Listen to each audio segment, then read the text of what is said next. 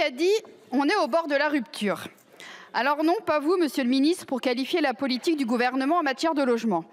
Non, c'est Florence, habitante du quartier du Panier à Marseille, qui, comme d'autres concitoyennes vivant dans les zones tendues, constate les difficultés sous-jacentes à la pression exercée par les plateformes d'hébergement en ligne, notamment la recrudescence des marchands de sommeil et la hausse insurmontable des prix des loyers.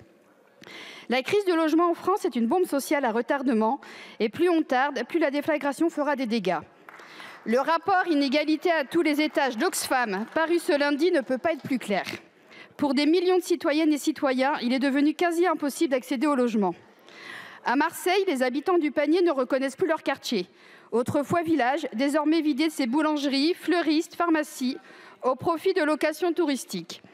Avant, nous raconte une habitante, le loyer était accessible à tous. J'ai vu les gens partir parce que les loyers avaient augmenté et qu'ils ne pouvaient plus payer.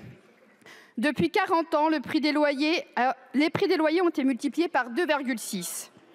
À cela s'ajoute la crise de la vie chère et l'inflation, qui, contrairement aux incantations de notre ministre de l'économie, ne reflue pas. L'histoire retiendra d'ailleurs que nombre d'entre vous dans cet hémicycle ont refusé la semaine dernière d'agir pour le pouvoir d'achat des Français et de voter pour l'encadrement des marges des grandes entreprises. C'est également le centre et la droite de cet hémicycle, avec le soutien complice de l'extrême droite, qui ont refusé d'augmenter les salaires. Des décennies de politique néolibérale et résultat, en 20 ans, selon Oxfam, les prix des biens immobiliers ont augmenté 4 fois plus vite que les revenus. Pris en tenaille, les Français doivent toujours faire plus d'efforts pour pouvoir se loger. Les 10% des ménages les plus modestes consacrent près de la moitié de leurs revenus au paiement du loyer. Comment boucler ces fins de mois et vivre dignement dans ces conditions? Pour un nombre croissant de personnes, cette équation est devenue insoluble. Les impayés de loyers et de charges ont augmenté de 10% en un an. Face à cela, au lieu d'une réponse sociale, la violence symbolique et matérielle, c'est des expulsions locatives que le camp présidentiel a par ailleurs facilitées l'année dernière. Plus d'un sixième de la population est mal logée, 12 millions de personnes dans le halo du mal-logement et 4,1 millions de personnes mal logées selon la Fondation Abbé Pierre. Parmi elles, les mères célibataires sont frappées de plein fouet. 59% des mères isolées avec 3 enfants ou plus subissent de mauvaises conditions de logement. 12 millions de personnes souffrent de précarité énergétique. Ne pas avoir accès à un logement digne, c'est voir tous ses droits les plus fondamentaux menacés. Le droit à la sûreté, le droit à l'alimentation, le droit à l'éducation, le droit à la santé. Pas étonnant donc que la Cour européenne des droits de l'homme ait condamné la France pour ne pas avoir relogé des familles en dépit de décisions de justice. Pendant ce temps, 5 millions de personnes attendent un logement social, alors qu'en 2022, moins de 100 000 agréments pour la production de logements sociaux ont été donnés. Plus de 3 millions de logements demeurent vacants en France. Face à cette crise, un énième CNR ne suffira pas. C'est d'ailleurs toute la copie qu'il faudra revoir. La crise du logement est une bombe sociale à retardement. Airbnb menace d'allumer la mèche pendant que le gouvernement tient le briquet. Car oui, ceux qui ont largement profité de la crise du logement et de l'inaction coupable de l'État ces dernières années, ce sont bien les multipropriétaires et les plateformes comme Airbnb. Près de la moitié des logements en location sont possédés par 3,5% des ménages. En 2016, 300 000 logements étaient mis en location touristique de courte durée.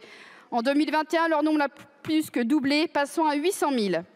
À Saint-Malo, par exemple, le tiers des logements dans le centre-ville ancien a été placé sur le marché de la location touristique, entraînant une hausse de 40% du foncier.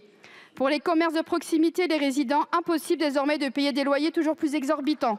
Ils ont désormais fui les communes qui dépendent pourtant d'eux pour survivre.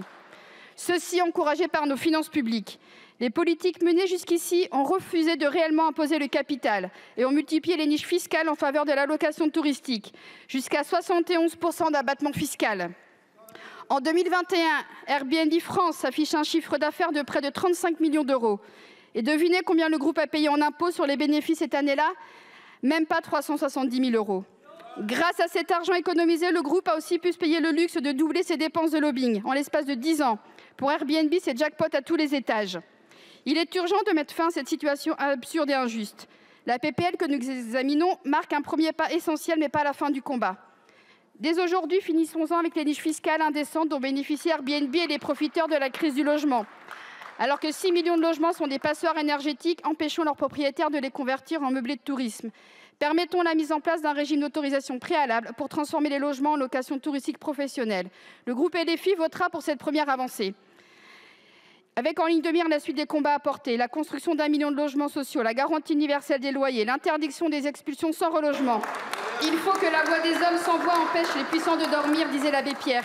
Ce soir, donnons notre voix à celles et ceux frappés par la crise du logement et empêchons les profiteurs de crise de dormir. Je vous remercie.